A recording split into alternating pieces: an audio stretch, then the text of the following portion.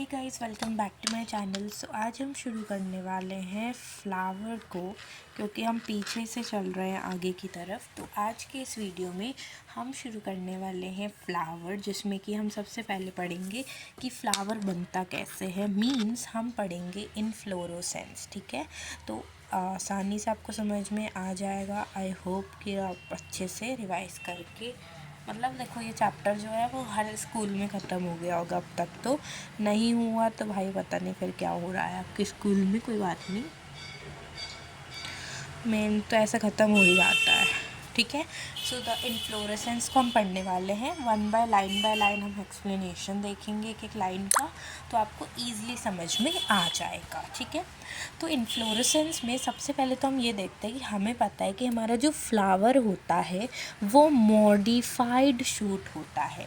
मतलब कि यहाँ पर हमारी जो शूट होती है ये मॉडिफाई होती है एंड मॉडिफाई होके एक फ्लावर बनाती है। मतलब इतना कंसेप्ट समझ लो कि हमारे पास एक प्लांट है और यहाँ से हमारी नोड से लीफ निकलती थी पहले, लेकिन अब इस ही नोड से हमारे फ्लावर्स ओरिजिनेट होंगे। ठीक है, वेयर एन जो शूट एपिकल मेरिस्टम होता है वो चेंज हो जाता है फ्लोरल मेरिस्टम में। शूट एपिकल मेरिस्टम से लीफ निकलती थी, फ्लोरल मेरिस्टम में अब वो कन्वर्ट हो जाएगा तो फ्लोरल मतलब कि फ्लावर, तो फ्लोरल मेरिस्टम से फ्लावर ओरिजिनेट होगा। अब यहाँ पर क्या होता है ना कि हमारे पास ये स्टेम होती है, ठीक है ना। अब इस स्टेम के बीच में nodes and inter nodes present होती है। अब फ्लावर्स में क्या होता है कि जो ऐसा प्लांट जिसमें फ्लावर्स उगते हैं, ये जिसमें जो shoot apical meristem floral meristem में डेवलप हो जाती है, मतलब कि जिस डंडी से ऐसे फ्लावर निकलने लगते हैं उसको हम फ्लोरल मेरिस्टम कह रहे हैं। ठीक है, समझ लो एक तरीके से। तो यहाँ पर फ्लावर में क्या होता है ना कि हमारी जो स्टेम में जो नोड्स और इंटर नोड्स होते हैं, एक्चुअली हम कहें ना तो जो इंटर नोड्स होते हैं ना वो कंडेंस हो जाते हैं एंड कंडेंस होके वो एक स्ट्रक्चर फॉर्म कर लेते हैं जिसको हम थैलामस कहते हैं। थैलामस और रिसेप्टिकल कह देते हैं। तो यहाँ पर जो इंटरनोड्स होते हैं वो एलोंगेट नहीं होते और जो एक्सेस होती हैं ये कंडेंस्ड हो जाती हैं एंड कंडेंस होके ये एक स्ट्रक्चर फॉर्म कर लेती हैं जिसको हम थैलामस कहते हैं। जो एक फ्लावर की जो एक डंडी होती है उसको हम थैलामस कहते हैं। वो इतनी एलोंगेटेड नहीं होती है, वो ऐसे जुड्डे में आ जाती है। मैं आपको बताऊँगी। ठीक है, the apex produces different kinds of flower appendages laterally at successive nodes instead of leaves. leaves की जगह अब फ्लावर से क्या निकलने लगता है, अब स्टेम से क्या निकलने लगता है, एक फ्लावर निकलने लग जाता है। ठीक है, when a shoot tip transform into a flower it is always solitary। जब हमारी जो शूट जो होती है ना उसकी जो टिप होती है ना, जब वो मॉडिफाई हो जाती है फ्लावर बनाने के लिए, तो जो सबसे पहला फ्लावर वहाँ पे बनता है उस फ्लावर को हम कहते हैं सोलिटरी फ्लावर। ठीक है, उस फ्लावर को हम कहते हैं सोलिटरी फ्लावर। अब फ्लावर्स का अरेंजमेंट कैसा है स्टेम पर, उसके बेसिस पे हमारे पास दो तरीके के इनफ्लोरोसेंस होते हैं। ठीक है, उन अरेंजमेंट जो होता है फ्लावर का फ्लोरल एक्सिस पर, ये जो एक्सिस होती है वहाँ पर फ्लावर का अरेंजमेंट कैसा है, टेढ़ा है या फिर वो नोट से ऐसे दो ऐसे और निकलती हैं फिर बनता है फ्लावर की टर्मिनेशन पे होता है, उसको हम पूरे को क्या कहते हैं, इनफ्लोरेसेंस कह देते हैं। इनफ्लोरोसेंस कह देते हैं। ठीक है, अब depending on whether the apex get converted into a flower और कंटिन्यूस टू ग्रो। ठीक है ना, कि यहाँ पर हमारा जो एपेक्स है वो या तो फ्लावर में कन्वर्ट हो जाता होगा या फिर वो ग्रो ही करता रह जाता होगा और साइड से फ्लावर निकलते होंगे। उसके बेसिस पे हमारे पास दो मेजर टाइप्स के इनफ्लोरेसेंस होते हैं। We have two major types of inflorescence. एक इनफ्लोरेसेंस होता है हमारे पास रेसमोस और एक इनफ्लोरेसेंस हमारे पास होता है सिसमोस। ठीक है, मैं चश्मा ले लेती हूँ अपना, फिर हम कंटिन्यू करेंगे।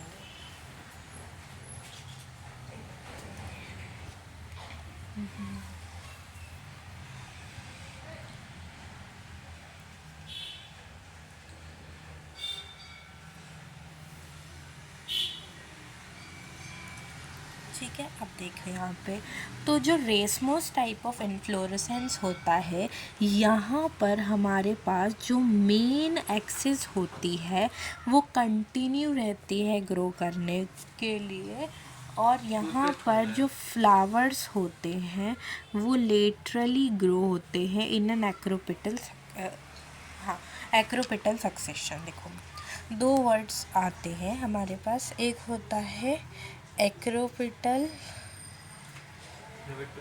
क्या टूथपेस्ट खोलना है, मैंने नहीं पता, लोग रोज पैसे बर्बाद करते हैं।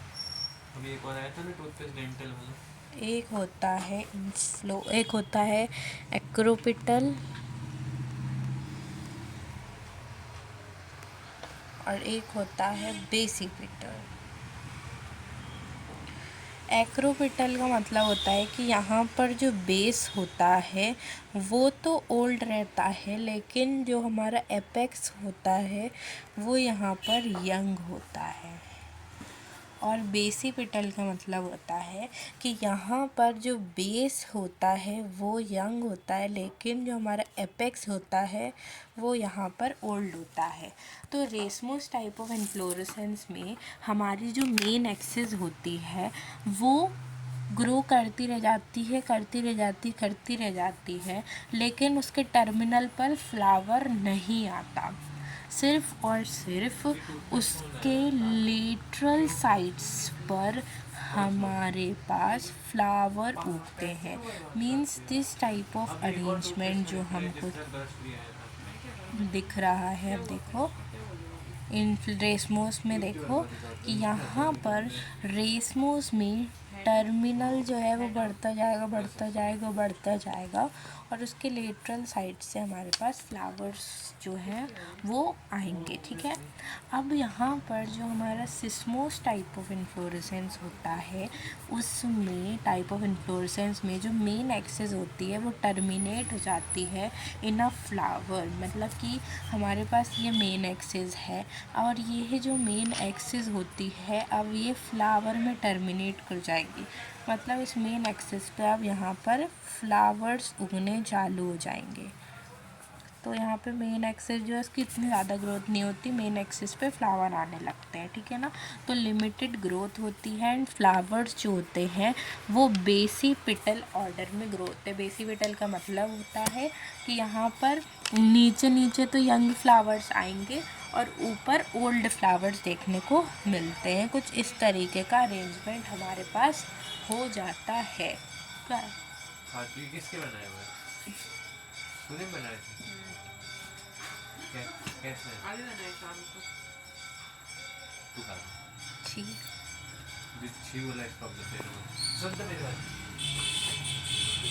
मैं तो वो है ना ये रोज चल लुटिया। चलो अब हम बात करते हैं द फ्लावर की, ठीक है।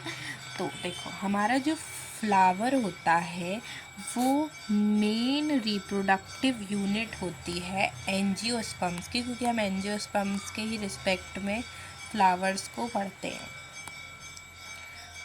तो जो फ्लावर होता है वो रिप्रोडक्टिव यूनिट होता है इन द एंजियोस्पर्म्स, ठीक है। अब ये जो होता है ये रिप्रोडक्टिव यूनिट इसलिए होता है क्योंकि कोई भी जो फ्लावर होता है उसी में हमारा फर्टिलाइजेशन होगा और यही जो है ये सेक्सुअल रिप्रोडक्शन के लिए बना हुआ है। It is meant for sexual reproduction. हमारा एक टिपिकल फ्लावर अगर हम उठा के देखते हैं तो हमें उसके पास 4 वॉल्स देखने को मिलती हैं। 4 वॉल्स कह सकते हैं या फिर हमें 4 तरीके की स्ट्रक्चर्स उसमें देखने को मिलते हैं जो कि एक के बाद एक अरेंज्ड होते हैं swollen end of the stock और पेडिसल। वो डंडी जिस पर फ्लावर लगता है उसको स्टॉक या पेडिसल कहते हैं। और वो जो स्वेलन पार्ट होता है जो कि इंटरनोड्स कंडेंस होके जो उसने बनाया है उसको रिसेप्टिकल कहते हैं। जैसे हमारे पास ये एक फ्लावर हो जाएगा, किसे बताऊँ फ्लावर, देखो ये हमारे पास फ्लावर है, ये है हमारा स्वेलन पार्ट। इससे अच्छा नहीं लगा, अच्छा बनाते रुको, एक अच्छा सा बनाएंगे डायग्राम।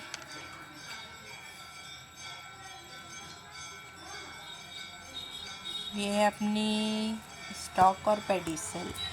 इसके केस में अपन पेडिसल कहते हैं, ठीक है। फूल की जो डंडी होती है ना, आपने किसी को देखा होगा, आप किसी को ऐसे फूल देते हो तो जिस डंडी से पकड़ के देते हो उसको हम पेडिसल कहते हैं। सो व्हाट इज़ दिस, मैं अच्छे से लिख नहीं पा रही हूँ।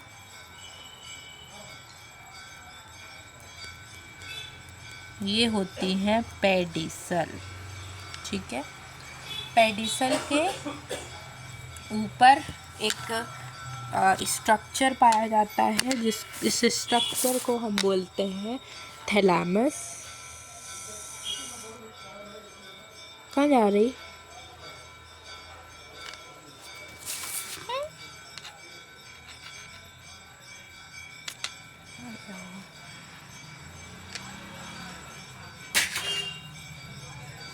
कहाँ जा रही है?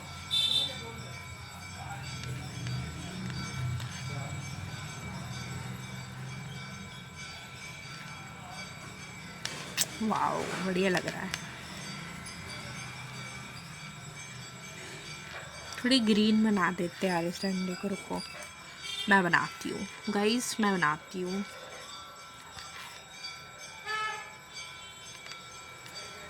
ओके, अब देखो, ये जो आपको ये स्ट्रक्चर जो आपको देखने को मिल रहा है, जो कि आपके यार कितनी notification. So the structure that आप देख रहे हैं यहाँ पर, ये वाला, this swollen part is known as thalamus, and this extended part जो आपको यहाँ देखने को मिल रहा है, ठीक है, the extended part that you all can see is pedicel, dandi of flower, and this structure is nothing but it is thalamus, and these are the flowers, ठीक है। तो वो डंडी जिस पर फ्लावर टिका हुआ होता है और जिस पर सारी वोल्स उसकी लगी हुई होती हैं, उसको हम कहते हैं thalamus. It is an condensed swollen structure. ये जो चार हमको जो ये वॉल्स देखने को मिलती हैं, ये है कैलेक्स, कोरोला, एंड्रोशियम, गाइनोशियम। यहाँ पर हमारे जो कैलेक्स एंड जो कोरोला होते हैं, ये एसेसरी ऑर्गन्स होते हैं, और हमारे पास जो एंड्रोशियम एंड गाइनोशियम होते हैं वो रिप्रोडक्टिव ऑर्गन होते हैं। मतलब ये रिप्रोडक्शन कराने में हेल्प करते हैं फ्लावर का, और ये सिर्फ एसेसरी है, ऐसे ही लगे हुए, इनका कोई फंक्शन है नहीं एज सच। कुछ फ्लावर्स में जैसे कि लिली में जो कैलेक्स एंड जो कोरोला होता है वो डिस्टिंक्ट नहीं होता, वो एक जैसा ही दिखता है। मतलब आप अगर लिली का फ्लावर उठाएंगे तो लिली में आपको कैलेक्स एंड कोरोला जो होगा वो अलग अलग, आप उसको सर्च नहीं कर पाएंगे कि कहाँ पर है। तो उस स्ट्रक्चर को हम कहते हैं पेरियांथ। जब एक फ्लावर के पास दोनों एंड्रोशियम मतलब कि मेल सेक्स ऑर्गन और गाइनोशियम यानी कि फीमेल सेक्स ऑर्गन दोनों अगर उस एक फ्लावर पर प्रेजेंट होते हैं तो उस फ्लावर को हम कहते हैं बाइसेक्सुअल फ्लावर। और अगर एक फ्लावर जिसके पास या तो स्टेमन होगा यानी कि एंड्रोशियम होगा, या तो उसके पास कार्पल होगा, कार्पल यानी कि गाइनोशियम होगा, उस फ्लावर को हम यूनिसेक्सुअल फ्लावर कहते हैं। तो हमने देखा कि क्या हमारे पास दो तरीके के फ्लावर्स के अरेंजमेंट, एक होता है यूनिसेक्सुअल और एक होता है बाइसेक्सुअल। यूनिसेक्सुअल वो जिसके पास हमारे यूनिसेक्सुअल वो होते हैं जिसके पास मेल हो या तो फीमेल सेक्स ऑर्गन प्रेजेंट होगा। बाइसेक्सुअल वो होगा जिस पर एक ही फ्लावर पर, मतलब फ्लावर के अंदर स्ट्रक्चर होते हैं ना, हमारा कार्पल पिस्टल पाया जाता है, तो वो दोनों अगर पाए गए एक ही प्लांट में, एक ही फ्लावर में, उसको हम बोलते हैं बाइसेक्सुअल फ्लावर, ठीक है। अब देखो next, in symmetry the flower in symmetry the flower में बी एक्टिनोमॉर्फिक यानी कि रेडियल सिमेट्री, या फिर वो जाइगोमॉर्फिक होता है, दैट इज़ बाइलेटरल सिमेट्री। मतलब देखो, जब हम किसी भी फ्लावर को हमने लिया और उसको अगर हम दो इक्वल हाफ में काट सकते हैं, किसी भी प्लेन से आप पास करोगे इन एनी रेडियल प्लेन, मतलब ये आपके पास एक फ्लावर है, अपना अच्छा से एक फ्लावर बनाते हैं।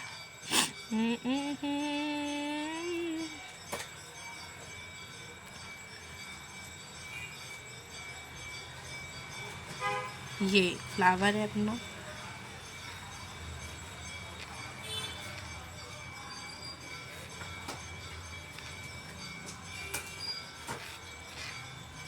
ठीक है, अपने पास का फ्लावर है। अब इस फ्लावर को अगर हम इसकी मेन एक्सेस से, मतलब बीच से किसी भी एक रेडियल प्लेन से अगर काटते हैं और वो हमको दो इक्वल हाफ्स में बटती हुई अगर दिखती है, तो इस टाइप के फ्लावर को हम कहते हैं एक्टिनोमॉर्फिक फ्लावर। एग्जाम्पल है हमारे मस्टर्ड, धतूरा, चिली। क्या है एग्जाम्पल इसके? इसके एग्जाम्पल हमारे पास हो जाएंगे मस्टर्ड, धतूरा, चिली, मस्टर्ड, धतूरा, चिली, मस्टर्ड, धतूरा, चिली। ठीक है। एंड जब हम एक पर्टिकुलर प्लेन से, एक पर्टिकुलर वर्टिकल प्लेन से अगर किसी फ्लावर को काट रहे हैं और वो दो इक्वल हाफ्स में अगर बट रहा है, तो उस टाइप के फ्लावर को हम कह देते हैं जाइगोमॉर्फिक फ्लावर। ठीक है। एग्जाम्पल है हमारे पी गुलमोहर, बीन केसिया, पी गुलमोहर, बीन केसिया, पी गुलमोहर, बीन केसिया, पी गुलमोहर, बीन केसिया, पी गुलमोहर, बीन केसिया, पी गुलमोहर, बीन केसिया। जैसे देखो हमारे पास पी है, पी, ठीक है ना, अपना है पी, ले लेते हैं पी मतलब मटर। मटर का अगर हम स्ट्रक्चर बनाएंगे, देखो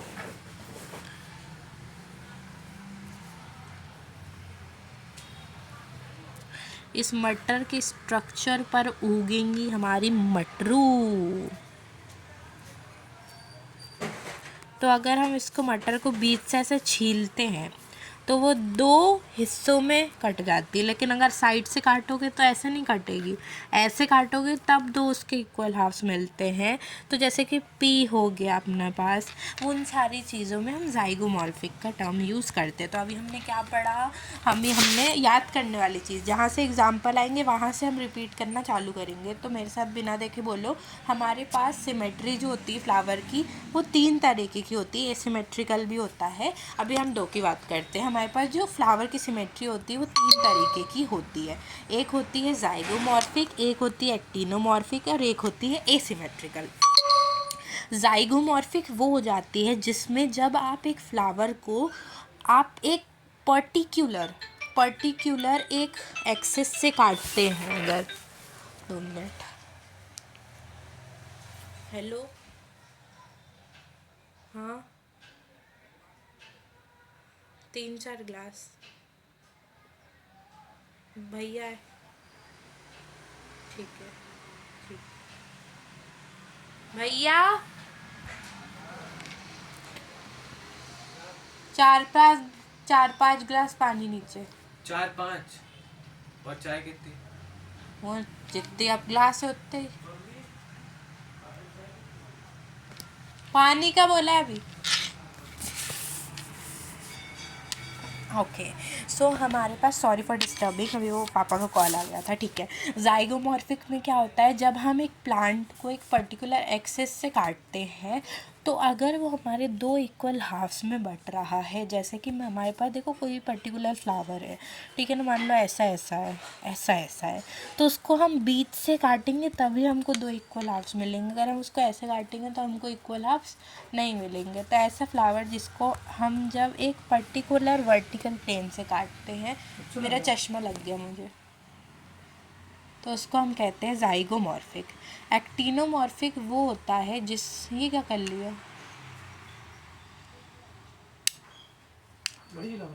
बाहर, उसको अंदर क्यों कर लिया। एक्टिनोमॉर्फिक वो होता है जिसमें हम जब एक फ्लावर को किसी भी प्लेन से काट रहे हैं, किसी भी रेडियल प्लेन से काट रहे हैं, और वो अगर हमको दो हिस्सों में बंटता हुआ दिख रहा है तो उसको हम एक्टिनोमॉर्फिक कहते हैं। जैसे कि एग्जाम्पल एक्टिनोमॉर्फिक के मस्टर्ड धतूरा चिली, मस्टर्ड धतूरा चिली, मस्टर्ड धतूरा चिली, मस्टर्ड धतूरा चिली। ठीक है, फिर जाइगोमॉर्फिक के पी गुलमोहर बीन केसिया, पी गुलमोहर बीन केसिया। ऐसे गाने करके याद करोगे तो बहुत इजीली याद हो जाता है। फिर एक लास्ट हमारे पास बचता है, मैं एग्जांपल्स और ज़रा हाईलाइट कर देती हूँ क्योंकि मैं कंफ्यूज हो जाती हूँ मैंने क्या पढ़ा दिया आपको। ओके, अब एक फ्लावर आता है एसिमेट्रिकल, मतलब कि ऐसा भी फ्लावर्स आते हैं जो कि एसिमेट्रिकल होते हैं, मतलब कि इर्रेगुलर, मतलब आप उनको यहाँ से काट दो, यहाँ से काट दो, यहाँ से काट दो, यहाँ से काट दो, यहाँ से काट दो, कहीं से भी काट दो, वो आपको दो इक्वल हाफ्स में कटता हुआ नहीं दिखेगा। तो उस तरीके के फ्लावर को हम कहते हैं एसिमेट्रिकल फ्लावर। कहना आपको एग्जाम्पल याद रखना, इट इज़ वेरी इंपॉर्टेंट। ठीक है, चलिए हम इससे क्वेश्चन जो है ना, क्योंकि ये वाला पार्ट जो है वो मतलब ये लास्ट में होता है थोड़ा सा पैराग्राफ के, तो इसको एक्सकेप कर देते हैं और इसी से क्वेश्चन आता है, इसलिए मेरे हिसाब से it is the most important. अब हमारा जो फ्लावर होता है वो ट्राइमेरस भी हो सकता है, टेट्रामेरस भी हो सकता है, पेंटमेरस भी हो सकता है। मतलब एक फ्लावर में हमारे पास जो फ्लोरल अपेंडेजेस हैं वो मल्टीपल ऑफ 3 में भी हो सकते हैं, 4 में भी हो सकते हैं, 5 में भी हो सकते हैं। मतलब फ्लोरल अपेंडेजेस यानी कि वो कैलेक्स, कोरोला, एंड्रोशियम, गाइनोशियम, किसी में 3 के मल्टीपल में भी हो सकते हैं, मतलब 3 कार्पल, 3 पिस्टल जैसे हो सकता है ना। देखो इसका मल्टीपल का मतलब समझो, बहुत प्यारा सा इसका मतलब है। ओ ये राम राम राम, ये भी अच्छा लग रहा था यार, मैंने इतना बिगाड़ दिया उसको। चलो वो तो बात करना पड़ेगा, छोड़ो।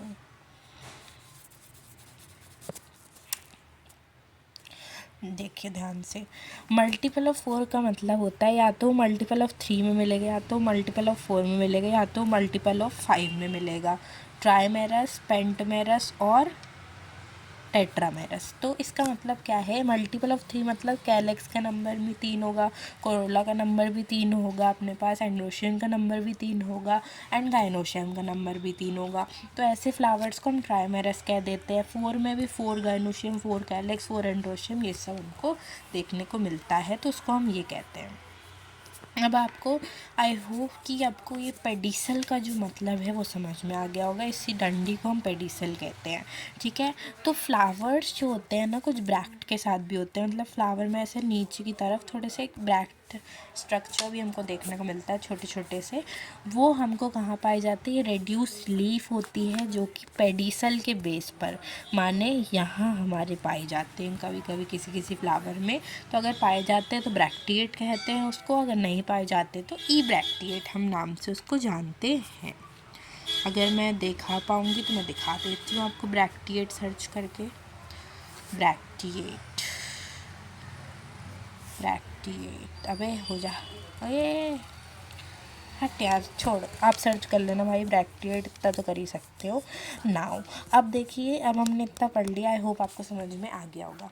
अब देखो नेक्स्ट बात पे चलते हैं। नेक्स्ट अपने पास क्या आ जाएगा कि पोजीशन कैसी है कैलेक्स, कोरोला, एंड्रोशियम, गाइनोशियम, इन सब की पोजीशन के बेसिस। देखो कैलेक्स का सिंपल सा अर्थ होता है, कैलेक्स का अर्थ होता है सेपल्स, कोरोला का अर्थ होता है पेटल्स।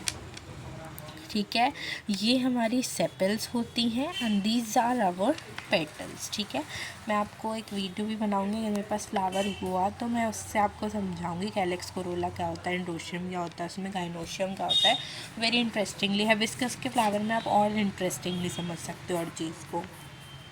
ठीक है, तो अब कैलेक्स, कोरोला, एंड्रोशियम की पोजीशन कैसी है ओवरी के रिस्पेक्ट में थैलामस पर, उसके बेसिस पर हमारा जो फ्लावर है वो 3 तरीके का होता है, हाइपोगाइनस, पेरीगाइनस, एपीगाइनस।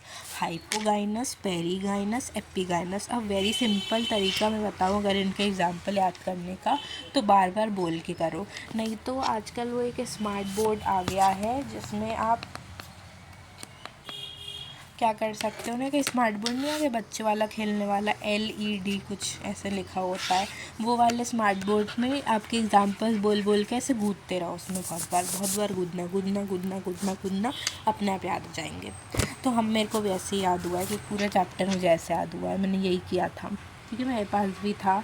तो अब देखो, in the hypogynous flower, hypo का मतलब ही होता है अपर और गाइनस का मतलब होता है गाइनोशियम। तो यहाँ पर जो गाइनोशियम होता है वो रानी होती है और बाकी सारे जो हमारे जो हमारे फ्लोरल अपेंडेजेस होते हैं वो उसके नीचे से आते हैं। तो वही यहाँ पे लिखा है, यहाँ पर क्या लिखा है कि हाइपोगाइनस फ्लावर, कलर अच्छा नहीं लग रहा, अरे यार कुछ क्लिक क्यों नहीं हो रहा, कोई बात नहीं। In hypogynous flower the gynoecium occupies the highest position while the other parts are situated below it.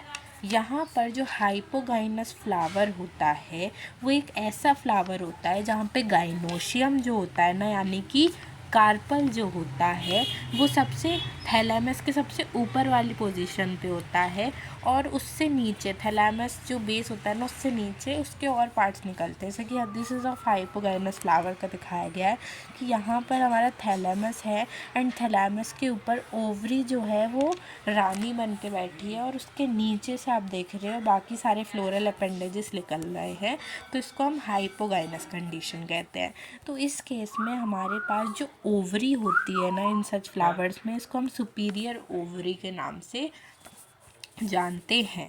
Mustard, China rose brinjal, mustard, China rose brinjal, mustard, China rose brinjal, mustard, China rose brinjal, mustard, China rose brinjal, इसके examples हमारे पास हो जाने वाले हैं। ठीक है, अब अगर गाइनोशियम की औकात को हमने थोड़ा कम कर दिया, हमने बोला भाई इतना मत उड़ो, थोड़ा पढ़ लो, तो अब क्या होता है 2-4 दिन मम्मी पापा चिल्लाते हैं तो थोड़ा मीडियम तरीके में आता है, मतलब थोड़ा सा स्टेबल हो जाता है एक तरीके से, थोड़ा बहुत, मतलब ना ही ज़्यादा मस्ती करता है ना ही ज़्यादा पढ़ता है वो, मतलब बीच में कहीं पे आ जाता है। तो अब हमने गाइनोशियम से बोला बेटा ज़्यादा उचको मत, ठीक है ना, पंख मत उड़ाओ, पढ़ लो चुपचाप। तो उसने बोला ठीक है यार, नौटंकी कर देता हूँ, मतलब ना यहाँ का बचूँगा ना यहाँ का बचूँगा, ना मैं अच्छे से पढ़ूँगा ना मैं अच्छे से टीवी देखूँगा। तो अब गाइनोशियम हो जाएगी सेंटर में और सारे जो पार्ट्स ऑफ फ्लावर होंगे वो रिम ऑफ थैलामस पे लोकेटेड होंगे। तो perigynous at the same level middle में होंगे सब। अब सबको औकात मिल गई ना, सबको डांट दिया, अब गाइनोशियम को डांट दिया तो गाइनोशियम क्या हो गई मिडिल में हो गई। और इसकी रिम यानी कि जो थैलामस है ना, थैलामस की रिम ये होती है इसके, अब इसके ऊपर से सारी वो निकलेंगे, है ना। अब देखो पेरिगाइनस के एग्जाम्पल पी से याद रखना, पी से ही आपको plum rose peach, plum rose peach, plum rose peach 10 बार खाओ, एक बार की छोड़। फिर हमारे पास आ जाता है एपिगाइनस फ्लावर। जो एपिगाइनस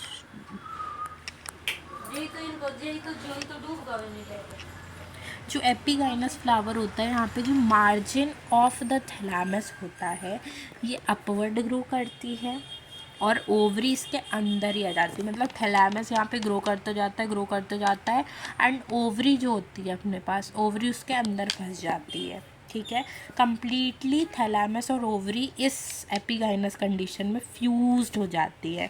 तो हम यहाँ पर जो ओवरी है उसको हम कहते हैं इन्फीरियर ओवरी, और यहाँ पर जो other parts of the flower होते हैं वो ओवरी के ऊपर से निकलते हैं। देखो यहाँ पे जो ओवरी होती है पूरी तरीके से फ्यूज्ड हो जाती है थैलामस में और फिर उसके ऊपर से सारे other parts of the flower निकलते हैं। इसका एग्जाम्पल होगा guava, cucumbers, ray florets of sunflower. ठीक है, आई होप इतना समझ में आ गया होगा।